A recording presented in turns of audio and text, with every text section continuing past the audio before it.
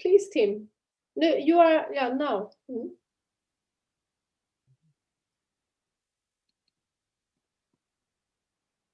Oh. So, can everybody see? Yeah. Good. Okay. So, the topic today is overcoming anger. And everybody has the emotion of anger. And the question is there ever a time when it's good to be angry? And how does it affect us? And if we have anger, can we get rid of it? Or can we learn to control it?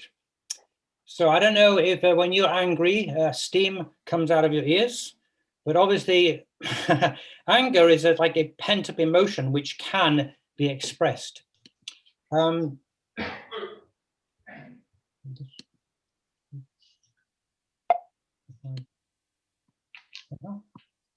right.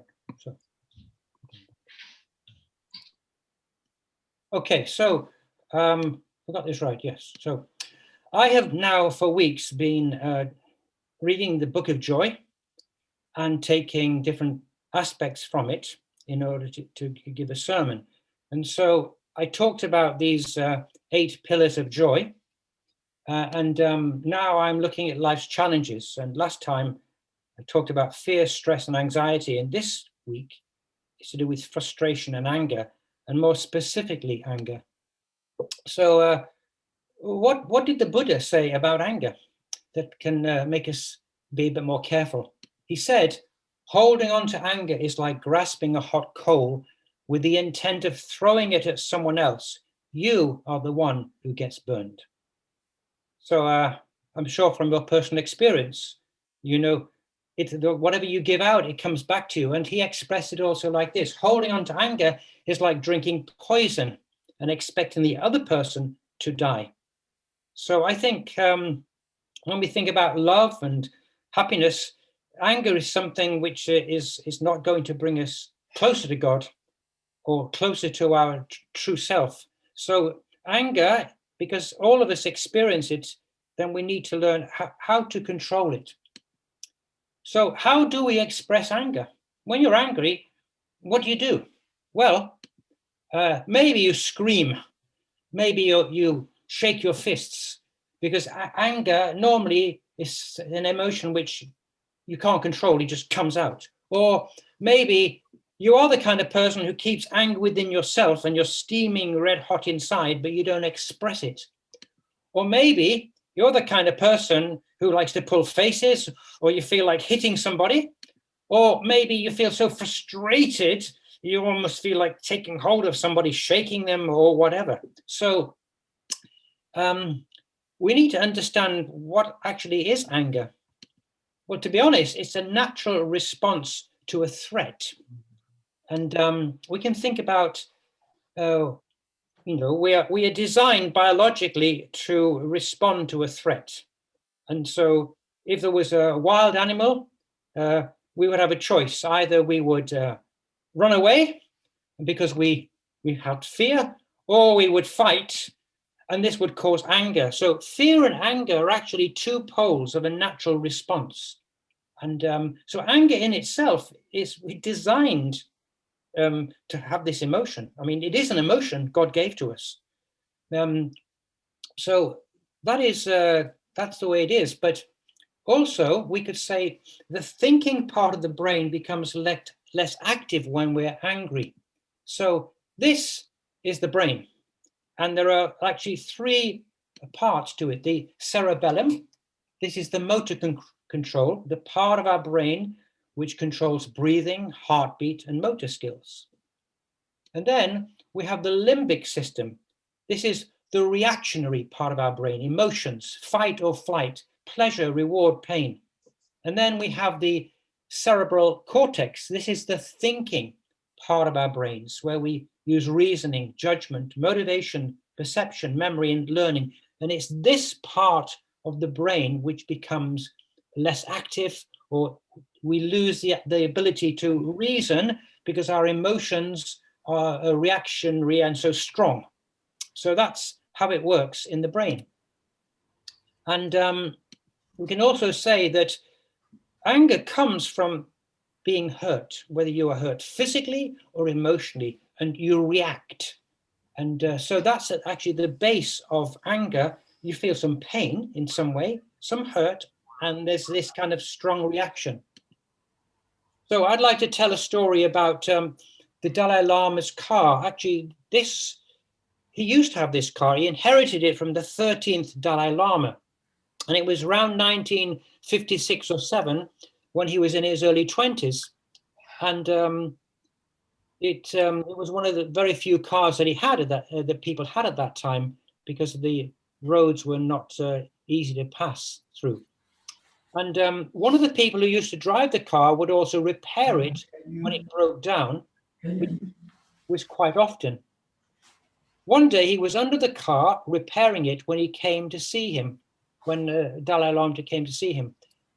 As the man came out from under the car, he banged his head on the fender. This made him lose his temper. He was so mad that he banged his head against the car again and again. Bang, bang, bang.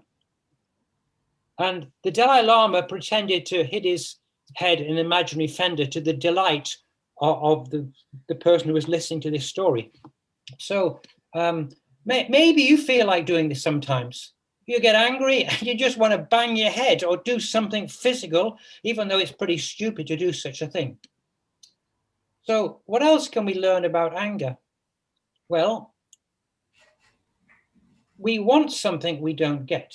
Yeah, we have an expectation, like we want to be respected, we want to be listened to, and maybe the person doesn't listen, or maybe the person isn't showing respect, and that kind of creates some pain inside of us. Or we get something we don't want, like disrespect.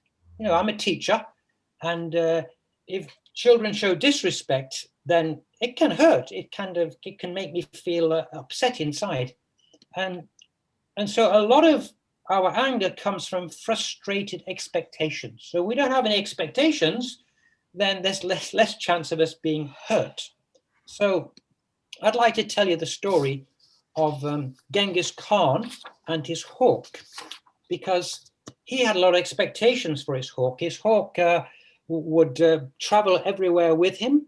And one day, when the Genghis Khan had been hunting, and he was on his way home, and it was a very hot day, and he was tired and thirsty, and he was looking for some place to find a drink. And then at last he saw water trickling down the edge of a rock. And so he knew that there was a spring further up. And in the wet season, the stream was swift, but now there only came one drop at a time. So he leapt off his horse, he took a little silver cup from his hunting bag, and he held it so as to catch slowly the falling drops.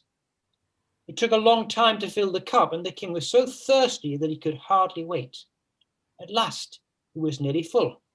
He put the cup to his lips and was about to drink. All at once, there was a whirring sound in the air, and the cup was knocked from his hands. The water was all spilled upon the ground. The king looked up to see who had done this thing. It was his pet hawk.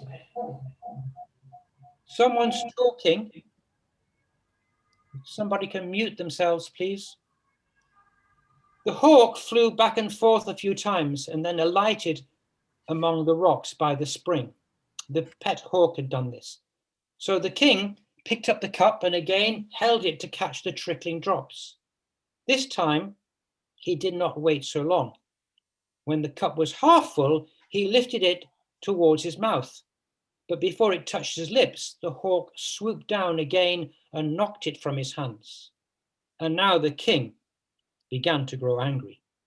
He tried again, and for the third time, the hawk kept him from drinking. The king was now very angry indeed. "How dare you act in such a way?" he cried. "If I had you in my hands, I would wring your neck." Then he filled the cup again. But before he tried to drink, he drew his sword. "Now, Sir Hawk," he said, "this is the last time."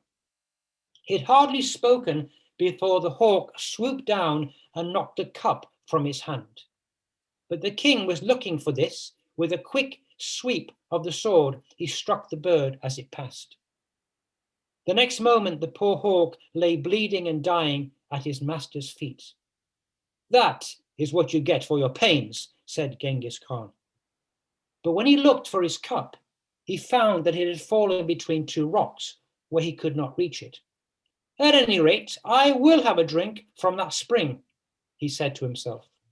With that, he began to climb the steep bank to the place from which the water trickled. It was hard work, and the higher he climbed, the thirstier he became. At last, he reached the place. There indeed was a pool of water, but what was that lying in the pool and almost filling it? It was a huge dead snake of the most poisonous kind. The king stopped. He forgot his thirst. He thought only of the poor dead bird lying on the ground below him. "The hawk saved my life," he cried. "And how did I repay him? He was my best friend, and I have killed him." He clambered down the bank. He took the bird up gently and laid it in his hunting bag. Then he mounted his horse and rode swiftly home. And he said to himself, "I have learned a sad lesson today, and that is never do anything in anger." So, this came from frustration and not being able to have what he wanted, but not actually understanding what was going on. So many times anger can come from not really understanding the other person or the situation and getting frustrated and expecting things to be a certain way. It also can come from a lack of love. So I'd like to tell you the story of this man. He's called Paul Ekman, and he's a psychologist and also a rage-aholic. And he's written a book together with the Dalai Lama called Emotional Awareness.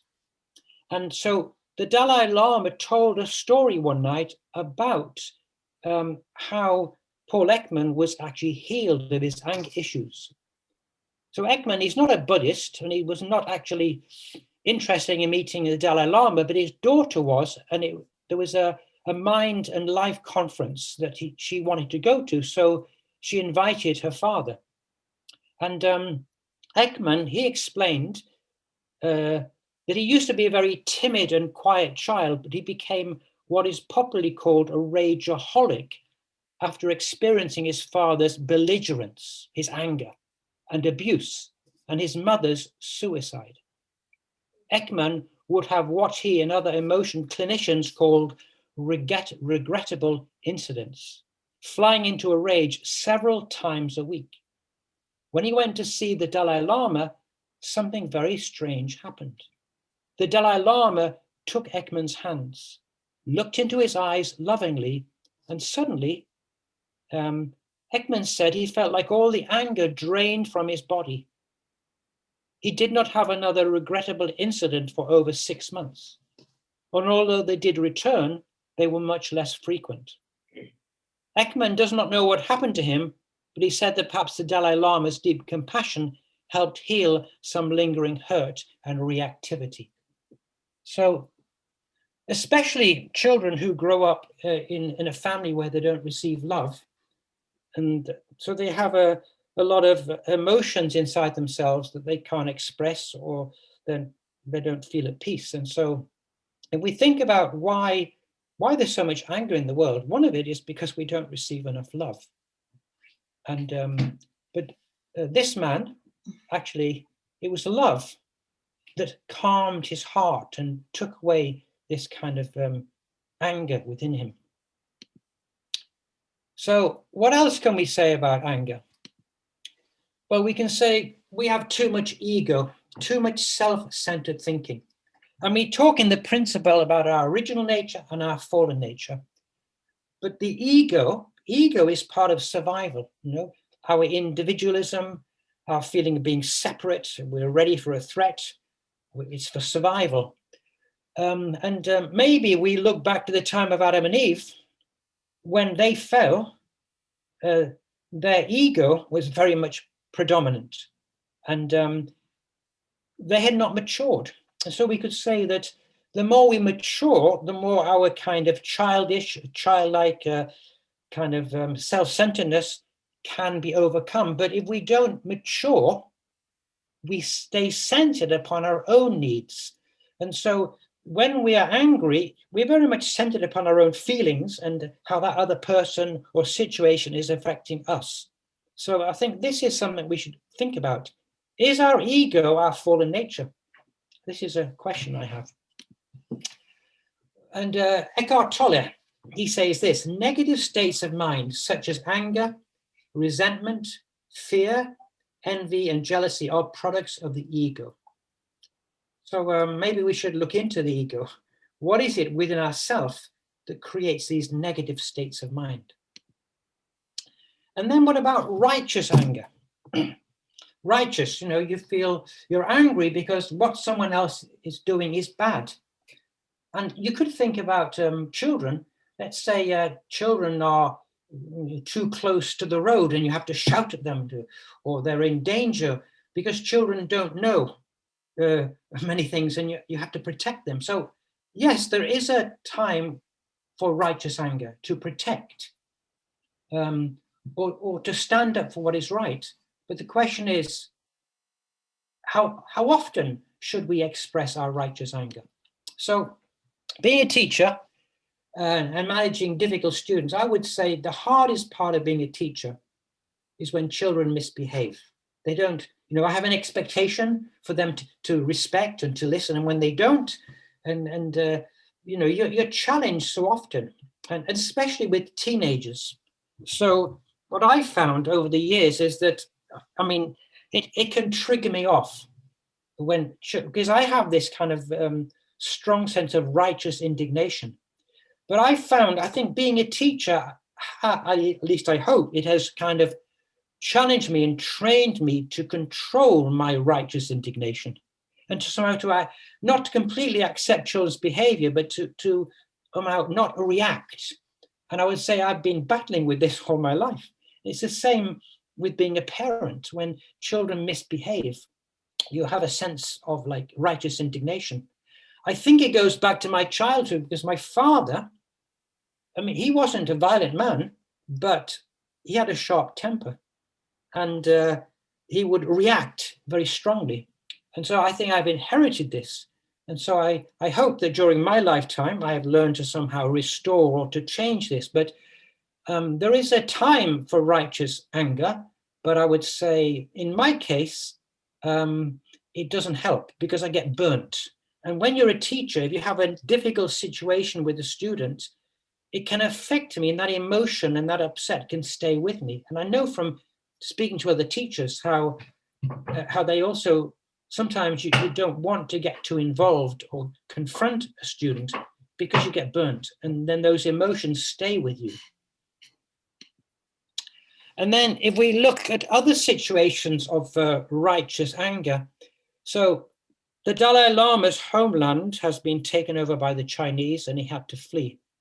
And at certain times, the Tibetans have risen up in anger because they want freedom. But actually, it has not helped. And in 2008, there was a Tibetan uprising where thousands of people went to the streets. But what was the result? Hundreds died, thousands were imprisoned. It didn't help, even though their land is occupied. And so they feel, this is so wrong. And then we can say, what about Hong Kong? Last year, the Chinese wanted to have some new laws, which would mean that if somebody was arrested, they could go on trial in China. And the people in Hong Kong really reacted against this, and they started protesting. But the protests became, you could say, more destructive, more violent. And today, it's actually made things much worse because now several of these, you could say, pro-democracy activists have been imprisoned and the laws have been tightened. And then what about Myanmar now actually it should be 2021. Aung San Suu Kyi was arrested and she had been put in this position of a leader and she's been put in prison on trial. And the people have risen up because they feel this righteous anger, release her. And that's what they're calling for. But what has happened? It's caused the military to become more aggressive, and a lot of people have died.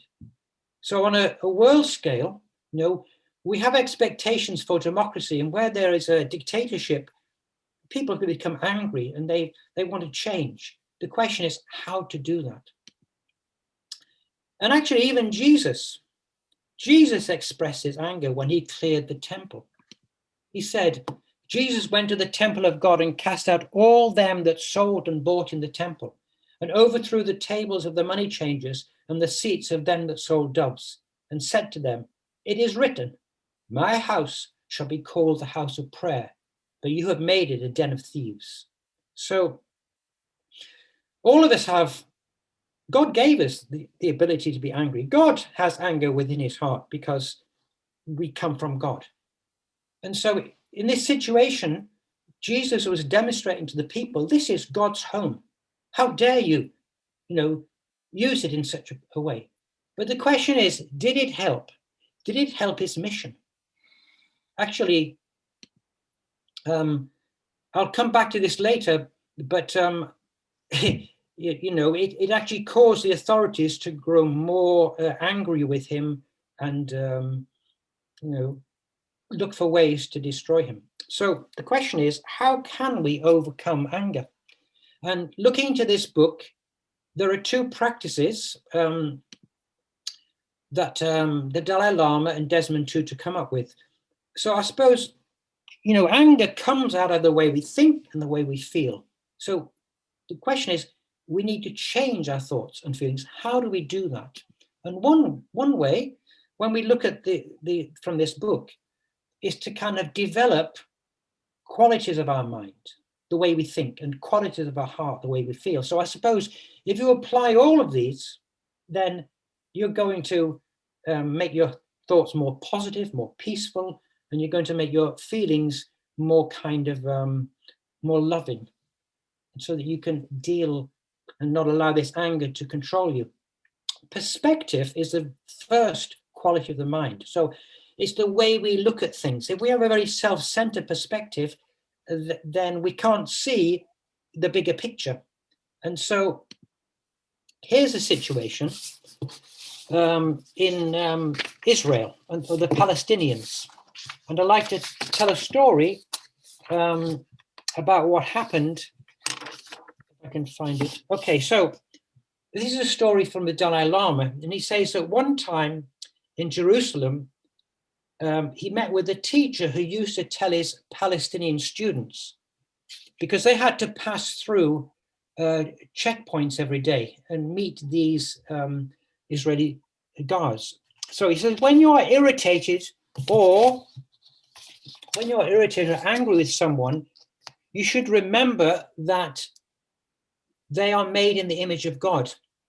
And so some of these Palestinians, when they crossed through these checkpoints, they were told, they would always become nervous and irritated, and they would think that these soldiers were there to try to think, well, they are made in the image of God. And it would help them to relax and feel better. So at the physical level, we have to act accordingly. But at the mental level, one can remain calm and relaxed. So we have to train the mind. So when we go to work, maybe we have a situation with somebody who their behavior we don't like. But the question is, can we see them? They are trying their best. They have their weaknesses.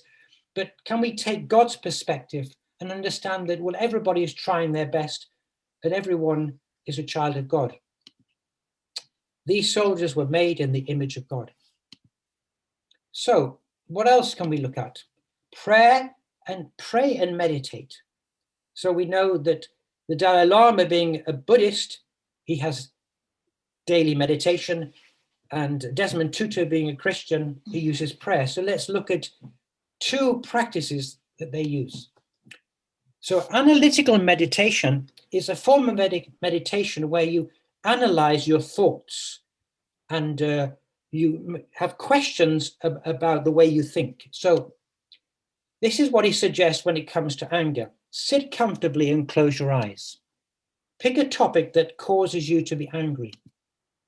Ask yourself, what is the use of anger? Does anger help anybody? Does anger help me? The man who hurt his head on the car and kept banging it, did it help him? No, it just caused more pain. What was my unfulfilled expectation? Because anger comes from, you feel frustrated because you expect something to happen and it doesn't happen, and that frustration can lead to anger. What was it that triggered off my anger? Can I release this? Can I release this pain, this hurt, this anger? Can I accept how others are rather than how I think they should be? Can I change my perspective? Yes, and just allow them to be themselves and accept that. Can I see my part in contributing to the conflict? Am I the one that overreacted? Am I the one that, didn't listen? If I'm still angry, can I see that they are just words that no longer exist? Because if we have an angry encounter, we feel angry to someone, and we said certain things, it happened in the past. We may regret it, but can we let it go? Can we understand it's no longer happening now? It's the past. Will my anger benefit anyone, including me? And then reflect on how anger can lead to destructive action that we later regret.